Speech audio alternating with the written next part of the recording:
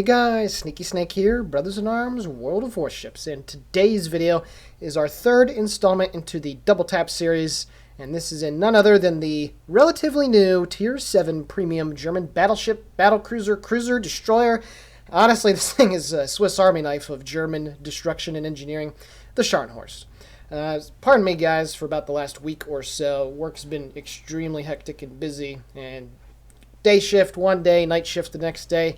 Just haven't gotten around to been able to play much World of Warships or do videos, so this is my first video that I've made in quite some time. I thank you guys for your patience, and in the meantime, my buddies Spider and Puddin put out plenty of videos, including 0.5.11 patch. There's a nice replay in the Shores, nice replay in the Yamato, so I hope you guys checked all of that stuff out. Both of those guys make excellent content, just like myself. But anyway, I'm glad to be back and be doing some videos. So the Scharnhorst here in World of Warships is, again, as I mentioned earlier, it's a brand new ship. It's been out for a couple weeks, and it's just a very, very versatile, quote, battleship. It has the armor of a battleship. That German turtleback design is extremely effective at bouncing and just tanking damage against enemy large caliber shells. But it also has cruiser capabilities, has a pretty solid reload of around 20 seconds, and it gets torpedoes, and it's just about as fast as destroyers in the game. So, this thing can do everything that's required. And honestly, the only thing missing from it is a flight deck for it to launch aircraft, and then that thing would be totally broken. But we're playing some domination here, and this video, the first replay that is just to show you how quickly the Scharnhorst can rack up damage. And these 11-inch guns that it totes, the 3x3 arrangement with 2 in the front, they're good guns, but they do struggle mightily at range. So, for instance, there's the Fuso out in front of me, 18 kilometers, the Colorado off to my starboard side, about 20 kilometers away. Shells from these guns hitting the target at that kind of distance just aren't going to do the kind of damage that you think or that you might expect. That's one thing that a lot of people, I don't think, generally understand about the Scharnhorst that buy it. That Omaha right there, for instance, he was presenting a nice broadside, and I only had 2 shells hit for about 3,000 damage, and you're thinking to yourself, if I was in, say, a Nagato or a Colorado, and I had just 2 shells hit, good chance one of those is a Citadel, great chance that I'm doing some max damage to those. So, these guns are good, but you have to get out of the mindset of, I'm going to be doing incredible battleship style or battleship number damage every salvo. These guns do work and get very high rolls at closer ranges, but you just have to think to yourself that you got to treat the guns like it's a cruiser. And I mentioned it before, and I'm just hammering home this fact because it really is the truth. Unfortunately for me there, the salvo that went out against the Omaha, the third one, I believe, or maybe the fourth, failed to hit the target. So now I'm looking for a shot here on the Fuso. He's 12.2 kilometers away. Now, the penetration on these 11-inch guns is also pretty good. And if you do manage to land your shells in the right places, once you start getting about 10, 11 kilometers or so, as long as RNG hooks you up, like it didn't for that cell right there, one ricochet, when you get to about 10 or 11 kilometers, the dispersion on the guns and just the penetration and everything, you start to get those battleship, rolls where you're doing, 8, 9, 10,000 damage plus. And then that's when you can really start to throw the hurt down on enemy ships. Right there, there we go. Solid 7,500-ish, up near 8,000. 11 kilometers, hitting about 6 out of the 9 shots. So far in the game, we do have the lead. One enemy ship, a destroyer, has been sunk. We are winning the game 333 to 255. We're moving into Objective Charlie, that is myself and Puddin. He's also in his Scharnhorst as well. Shells flying out at the enemy Omaha, and right there, 4 solid hits, and unfortunately I do not do enough damage to take him out. Again, if that was any other battleship, higher caliber guns would have certainly gotten the kill there, hitting 5 shells when he only has 5,000 health left. Now, we do have an enemy destroyer that is shadowing us over here at Objective Charlie. He's off to our left side, it looks like. Just taking a look at the mini-map here. His last reported position was in G8, so I did mention to Puddin, hey, there is a destroyer over here, and you have seen already quite a few torpedoes come our way. So we definitely have to be more irrational than you might think to be able to just throw off his torpedoes. Shells flying in on the Colorado right there. 10,000 damage. Now that right there was quite the gift from RNG. 5,000 damage right there. And I would have been very happy, but to basically double that with 6 out of 9 shells hitting on a full broadside Colorado is certainly good. And you're seeing right here just the rate of fire. It's just nice that when you catch a single battleship in this thing, let alone if you're going with a division mate and he's also in a Scharnhorst, you just push them away. And that's the thing about the Scharnhorst when it engages other battleships. You know, if you push them away but you're close enough to still do solid damage on every salvo, that's the key. You want to get in close, but then, you know, if the enemy player decides to rush you, nice kill there on the Omaha, if the enemy player in the battleship decides to rush you, you have the torpedoes, which I mentioned earlier. So it's very tricky to deal with Scharnhorst, because if you try to open up the range, you really can't. Certainly not in a Colorado, because, you know, that ship is very slow, 20.5 knots. He's never going to be able to run away. We are going to completely own the engagement range. Now, really quickly, before I get back to what I was talking about, I make a major mistake here. I did see the torpedoes that were coming in, and I immediately and instinctively slowed the ship down without giving it, you know, maybe another extra second or two of look to judge how fast, and I unnecessarily eat 2 torpedoes there. But the enemy carrier does get spotted at 15.2 kilometers, and I begin my assault on the enemy Flugzeugträger. Now, what I was going back to, when you're engaging a Scharnhorst, it's able to push you away, but it's also able to, you know, run up to you. So you have to be very, very cautious. Engaging these things at extreme range is also somewhat disadvantageous, just because of the accuracy and the RNG at that kind of a range. So honestly, it's very difficult to deal with one. And you can see that Colorado that has been, you know, engaged with myself and Puddin, he's just been taking a lot of damage and hasn't really dealt much in return, simply because he hasn't been able to get quality shots at us, and he's in a really sticky situation, and again, completely controlling the engagement at this point. I get my forward guns out on the enemy Ranger, Citadel, and there we go. Enemy carrier taken out, a nice solid 16,000 damage-ish roll there. Get the first, the second kill of the game, up to 83,000 damage done. We're not even 7 minutes into the game, and so far the DPM has been fantastic. Already shot down as well 5 planes off of and 50 shell hits, 5 planes shot down. There we go. And the AA getting into work there, managed to take out the rest of the enemy fighters that were above us, up to 8 planes. So you're seeing here this Colorado. He's at about 13.7 kilometers away, and you're just going to see here, this is probably the best example that I can find in my archives here on just what a Scharnhorst can do.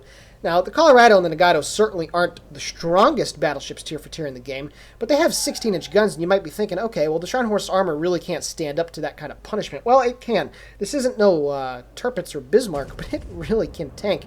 And this kind of engagement that I'm having right here, where I'm forcing him to run away, and I'm slowly closing the distance, but I'm still keeping myself angled nicely for his return shots. If he doesn't land his salvos on me, it's just game over for him. There's really nothing that he can do unless he were to charge me. But as I said earlier, you charge him, and torpedoes you got to worry about. So dealing with these things really does take a concentrated effort by, certainly more than one ship, heck, even more than 2 at points. I do recall a game where I got focused on by like 4 ships right at the beginning, and that's really the only surefire way to take care of a Scharnhorst captain that knows what he's doing. And I certainly fit the billet for that, as does Puddin. Continuing now our assault, we're moving into objective Bravo. I decide that I'm going to load some AP here. Decent salvo out there, the Colorado, 7,500 for the angle that he was presenting me. That was actually a solid hit there. And most of that damage occurred by hitting the superstructure. And that's one thing also that I forgot to mention with these guns. Whenever you're aiming at targets that are pretty much at any range except for the 10 kilometers and under, you might as well shoot at the superstructure, because you're still going to be able to get that solid saturation damage. And even a shot like that, a salvo like that, of 2,000 damage certainly did the trick. Up to 110,000 damage, 78 shell hits, 2 ships sunk, 9 planes shot down, 3 citadels, and 5 fires set. Now I see another Scharnhorst. He's at full health. He's 11.4 kilometers away when I first fired my high explosive salvo. Now, at distances like this, Again, AP is definitely the way to go, certainly when they're presenting a broadside. And Scharnhorsts are actually very resilient to their own guns, even when they're fully broadside. However, this Scharnhorst is a bit too close. If he was 13, 14 kilometers away, my shells certainly wouldn't be doing the kind of damage that you're going to see here in these next two salvos. First salvo lands, 8,200 damage. Very, very solid hit there. I get hit from some high explosive shells off to my port side over there on the back quarter of the ship. Trying to get in here and capture Objective Bravo to give us that more commanding lead in the points. Shells are reloaded. Second salvo out on that broadside Scharnhorst. More shells hitting right above the belt armor, but just below the superstructure. Solid 10k hit there.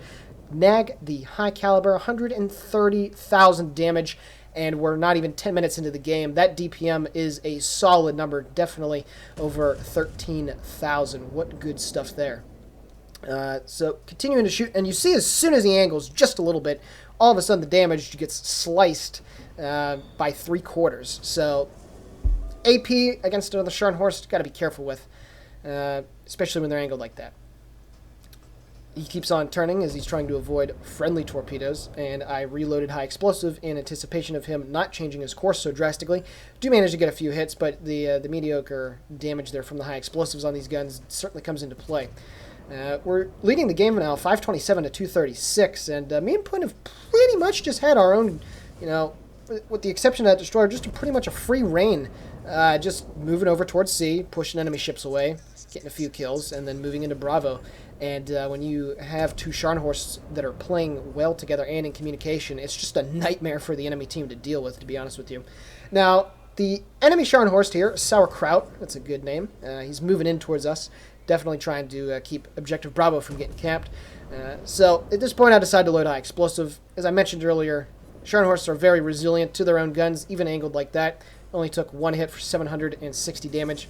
So I launched my torpedoes far away as more of a deterrence, not necessarily trying to hit. Take a few more hits from him. Got the high explosive loaded, looking for a solid shot here, trying to get those fires started. Shells are on the way, flying in, and I just rake his entire ship with high explosive. 3 fires set, over 3,000 damage done. He has to put that out immediately, and by the time that I'm reloaded, his damage control will have run out, so I will be able to get more fires. That was a solid high explosive. I don't think I've ever had that many fires in one salvo in anything.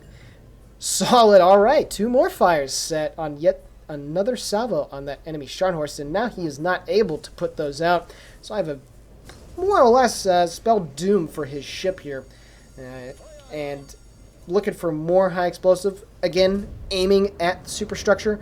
Solid hits right there on the Scharnhorst. Almost 6,000 damage done. Puts him at below 5,000 health, and he is going to be dead really soon. My secondaries are also getting into the act as well. Looking for shots now on the enemy Colorado. Up to 165,000 damage done. He burns down. Get my 3rd kill of the game. Get the armor-piercing salvo on the enemy Colorado. Take a few hits. 4,092 damage each. However, I managed to do a solid 7,000 damage back at him. And then he gets taken out from the friendly destroyer. The Hachiharu, his torpedoes fly home, hit right underneath the gun. And the Colorado is taken care of. The scores are now 705 to 65. What a rout that I and my buddy Puddin just ran right through C and into B. 173,000 damage done. 132 shell hits, 1 assisted base. 3 ships sunk, 3 citadels, 10 fires, and the high caliber taken care of. Yeah, right there. That's just what you can do in this thing, honestly. It just is so flexible, and like I mentioned earlier, it's the Swiss Army knife of battleships. There's just so much flexibility. You have that almost perfect combination of armor, speed, and firepower, and that's the holy trio that you're looking for on in battleship design, and it just has it. Am I going to say this thing's OP? No, because those 11-inch guns, if another player knows what they're doing, can really mitigate the effectiveness of them. And if you get focused on by a determined division, or more rare, enemy players that are actually working together, you actually lose your hit points, pretty fast. But overall, this thing in the hands of a skilled player is just absolutely nightmarish for the enemy team to deal with. And as you see here, just pushing through without any regard. Moving back into Bravo, unfortunately wasn't able to get the cap because of the high explosive shells that were inbound on me from the Scharnhorst over and over again. But now I'm moving back into B, and I was thinking, okay, maybe I'll be able to get the cap right before the game ends. However, the enemy Nicholas made an appearance right before us at 1,000 health. My shells are inbound on the target, get some pretty crappy dispersion. The aim was also off as well. Shells do not hit the target, and the game will be ending soon. Just got to get that Nicholas spotted once more. So overall, for this first game, just switching between AP and HE, shooting at the targets that you need to shoot at, shooting at the targets that are presenting you the best opportunity to deal damage, and getting a high caliber in this thing is certainly a lot easier than one might think. I get a parting gift out on the Nicholas, however my shells miss, and my buddy Puddin is able to take the kill. What a fantastic game. Let's move into the second one. Alrighty guys, going to take a look here at the second clip of gameplay. Once again, myself and Puddin in our Scharnhorst playing some standard battle here on Two Brothers. And this replay, not as much damage as the last, but once again, you're just going to see what this thing is capable of doing with that fast reload, with the good guns, with the great armor and this pretty good maneuverability. And I love this ship so much. It's, again, as I mentioned earlier, everything that you want in a battleship. And you're going to see here, I'm going to skip ahead, however, to when we get into the gameplay. Here we go. We're now a couple minutes ahead. 17:40 on the clock.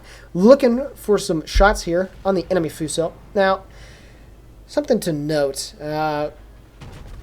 When you're playing in the Scharnhorst, you do have to be a little bit careful when you're pushing in against enemy ships. Pushing in is, again, the best thing that you can do in the ship, but you do have to be a little wary. Even if it's lower tier ships, if it's ships that you're not necessarily afraid of, or if you have good backup, you still have to be careful. Because I'm going to get focused here right at the beginning of the game a little bit. Certainly from the shores, managed to do a decent salvo on him. And he's already turned me away because I don't want to get lit on fire, use my repair, and then still be in a disadvantageous position where he's going to be able to light me on fire yet again. As I do so, get lit on fire. If I were to keep pushing into the open water right there, that shores would have been able to just keep kiting away, would have been able to burn my damage control, which I just used right now, got 10 seconds left on it, and he would have been able to light me up more on fire, and getting focused on would just be, the death sentence in this thing. So you just got to be careful to not be too aggressive in this ship. And I'm somewhat of an aggressive player. Puddin is certainly a very aggressive player. I pick and choose my times to be aggressive in it.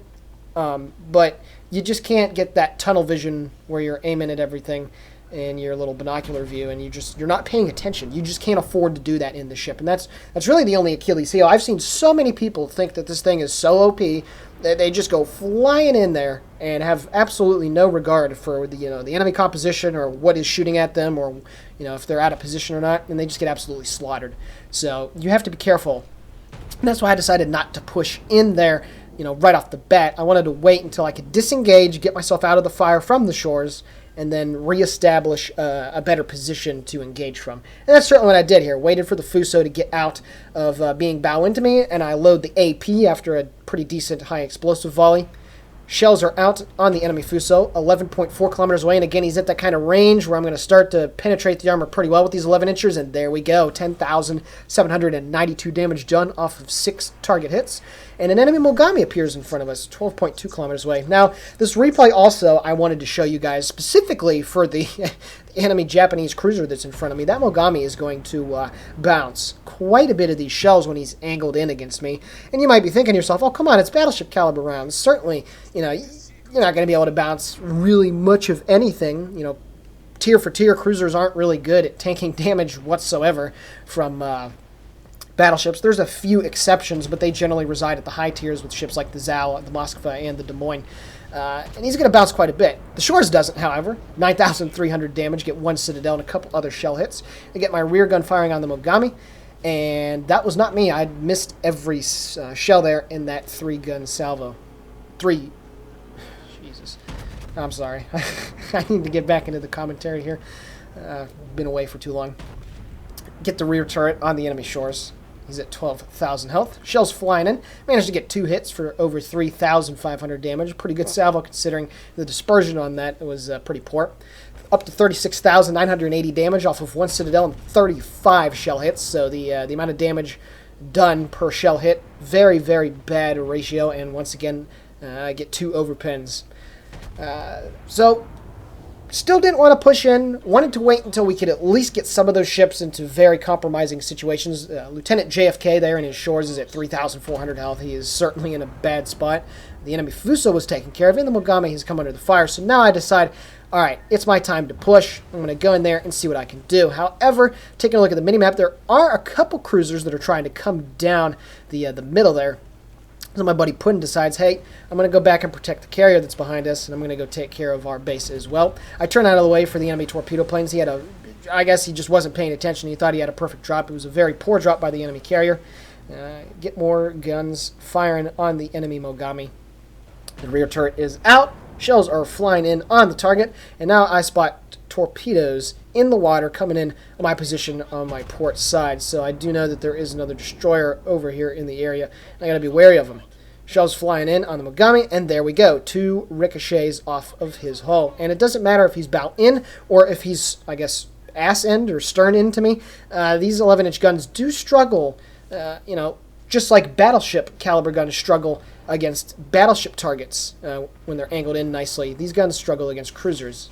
So you have to take note of that. It's not an instant guaranteed Citadel pen, lull, anything like that. High explosive salvo shot at the enemy kamikaze, and I do 2,600 damage. I know that he's dropped torpedoes, so I'm going to continue to turn away from him while still keeping the guns on point. Another thing I forgot to mention about the ship is that with Expert Marksman, the gun traverse is phenomenally good. Better than a lot of the cruisers in the game, and it allows you to keep track on targets with ease. And I continue the turn, 1,100 damage, score the first kill, and then I make the absolute noob mistake and turn right back into him. I was not expecting torpedoes, but I've played 83 games in a kamikaze. I should have known. That thing reloads like a champ, and I unfortunately take 2 torpedoes right there. Instant repair, 20,000 damage taken. And, yeah, that was just a bad play. And, let's say this game comes down to the wire at the end. That 20,000 that I lost for nothing really could have come in handy. It won't, but you got to think about things like that. I should have kept turning to starboard there. So up to 48,000 damage, 1 ship destroyed, 1 Citadel, 50 target hits, and 6 planes shot down. And I do have a friendly Farragut destroyer that is slightly off to my starboard side, off the bow, 4.5 kilometers away. And I tell him, hey, the enemy carrier certainly has to be somewhat around here. Those planes, the transit time from them to come, go back to the carrier. And my intuition is rewarded here. I only see the planes are 9 kilometers away and 11.5 kilometers away when they do get spotted. So that carrier is certainly down on the I or the J line. Get my salvo out, front guns on the enemy Mogami. I did have high explosive loaded because I was waiting for this carrier to appear, and I was just waiting for the Farragut to get the spots. 3,100 damage done on the enemy Mogami with the high explosive salvo. The enemy carrier is making the right decision, and he's trying to go after the Farragut, but that thing has so good maneuverability, and it appears that he just isn't really good at dropping torpedoes. It appears he's trying to manual drop, and he's missed horribly on both myself and now the Farragut. Get the forward guns out on the enemy Mogami. The dispersion on this thing is quite bad, and one surefire way to be able to piss off any Scharnhorst captain is being your Russian or Soviet and Japanese cruisers and kite them. Bring them in, closer to you. Get them into that mindset of, hey, I'm going to get this kill, so I'm going to chase down that cruiser and just kite and use your solid and rapid rate of fire to be able to burn them down. That's one really good thing. I was having a trouble in one of the games last week against an Ibuki who was just staying at range and, forcing me to try and close the distance, but obviously he's faster, and with his solid maneuverability, he was able to make life extremely hard for me. So I shoot the first salvo of high explosive at the Independence, do some decent damage. I shoot the second salvo of armor piercing and do 7,100. Unfortunately for me, no Citadel, but still solid damage nonetheless. He's at 15,000 health. I'm up to 65,000 damage done off of 65 shell hits. And again, a very poor return on my investment.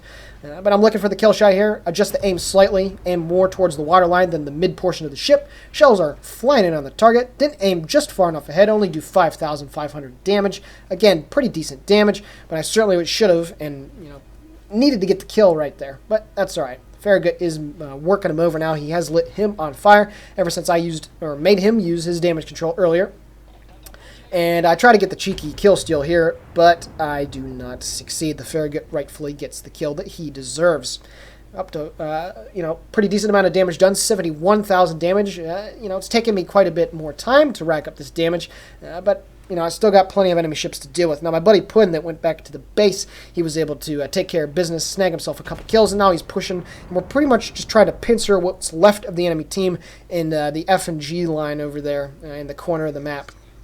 Now, these salvage you're going to see right here, this is exactly what I'm talking about. I have armor piercing loaded, once again, 11-inch guns on these things.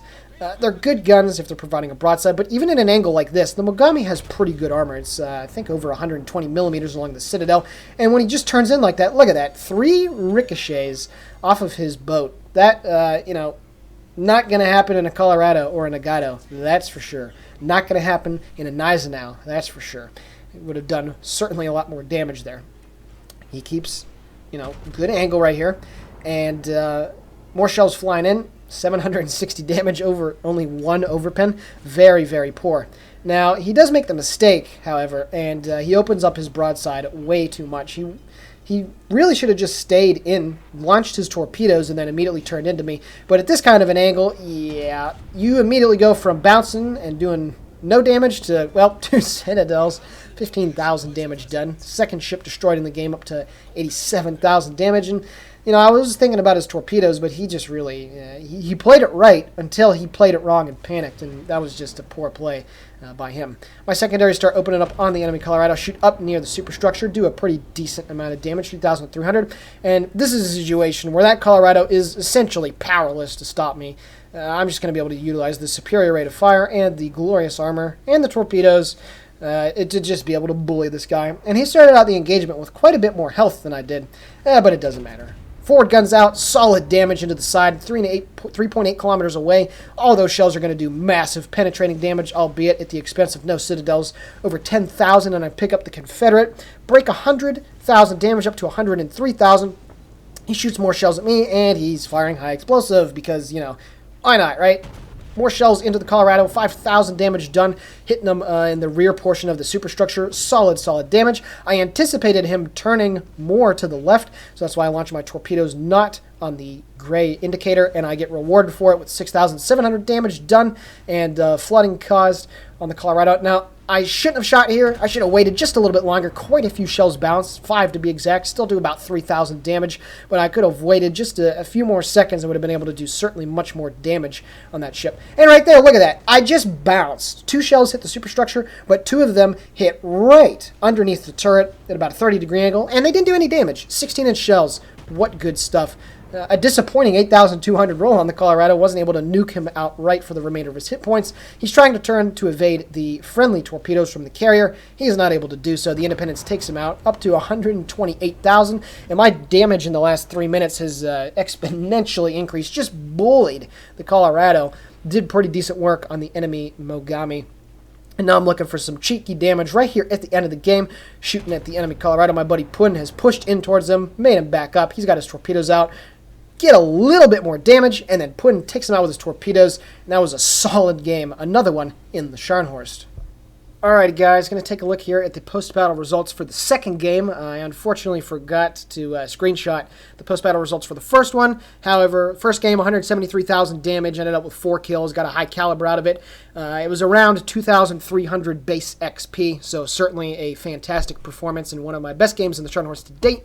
As for the second one, 549,000 credits received, a very hefty payday, 6,300 total experience earned, Confederate and Dreadnought taken care of. 133,048 damage off of 120 target hits, 1 torpedo hit, 1 flooding on that torpedo hit, 7 planes shot down, 2 ships destroyed, 2 fires set, 3 citadels. Taking a look at the team score, another solid game, 2,127 base XP. My buddy Puddin also managed to have a solid game himself, racking up 4 kills and 5 planes shot down. We were able to take care of half of the enemy team. So, what have you guys noticed here watching these 2 replays? Well, I told you I'd get more Scharnhorst gameplay, and again, it seems like you guys really do enjoy the double tap videos, getting some more gameplay out there for you. So, I hope you just enjoyed watching these Scharnhorst just bully their way around and make people's lives completely and utterly uncomfortable. Obviously, it's nice to have a team that's able to support and get the W's, and certainly have. So, with that being said, I hope you guys enjoyed this replay, or replays. Hit the like and subscribe button, and Snake is Outie!